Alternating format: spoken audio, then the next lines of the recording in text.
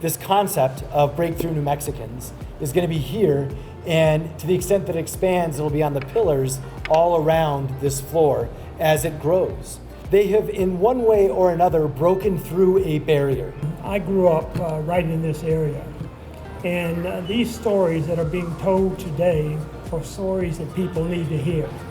What are we going to do to make a difference in our lives, in this country's life, in this city's life? It's not about I, it's not about me, it's about we and us.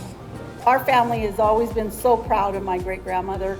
My great-grandma was a pioneer. She was elected in 1922, 2 years after the 19th Amendment guaranteed women the right to vote. And she was so proud of being part of the New Mexico heritage. They urged me to run for state representative in 1968. Most people didn't give me a chance because the district was 99% white.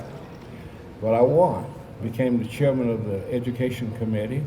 I passed the first statewide kindergarten bill here in 1973. I just want to thank God for giving me the opportunity to really serve this state of New Mexico.